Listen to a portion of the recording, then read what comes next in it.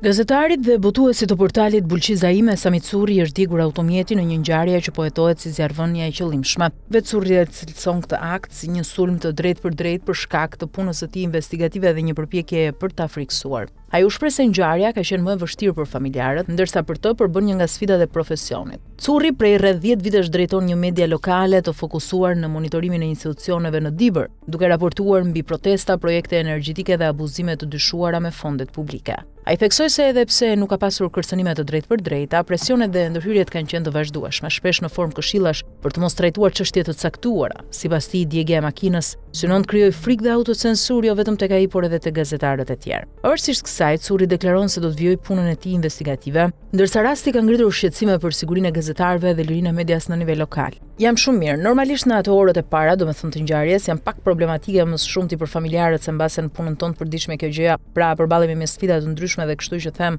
kjo konsiderohet një nga ato sfidat ose siç thuhet në një nga anët tona ujë për të pirë, kështu që por për familjarët patjetër që është pak problematike se nuk jam mësuar me rrethana të tilla tek rrethi shoqëror, familjarët më të afërt gjithashtu. Unë kam zgjedhur që pas studimeve të kthehem në vend lindje dhe prej afër 10 vitesh kam themeluar si të themi një portal që e kam projektuar, po themi që të jetë një media lokale, që i shërben interesit publik dhe monitorimit kryesisht të punës së institucioneve vendore, pra bashkive që janë në qarkun e Dibrës dhe prokurimet që janë le të themi pjesa kryesore tek investimet infrastrukturore. Gjithashtu edhe punën e institucioneve të drejtësisë, pra gjithmonë më shumë në nivel lokal. Tek çështjet që ne po trajtojmë janë të shumta, po them, sepse puna e përditshme, sidomos kjo lloj periudhe, ka qenë shumë e ngarkuar së pari me shumë protesta, duke nisur nga panelet fotovoltaike, pra hecet që janë kthyer në protesta sidomos në Bulqiz. Ka pasur disa organizime, njëkohësisht protesta të tjera për hecet që kanë marrë mbështetje të jashtëzakonshme dhe raportim të vazhdueshëm nga ana jon. Gjithashtu edhe disa abuzime të konsiderueshme që ne i kemi konstatuar që kanë të bëjnë me përdorimin e paras publike, fondeve publike në investime që janë kryer dhe që normalisht kanë në terren probleme të shumta, ndërsa likuidimet kanë vazhduar me vlera milionshë.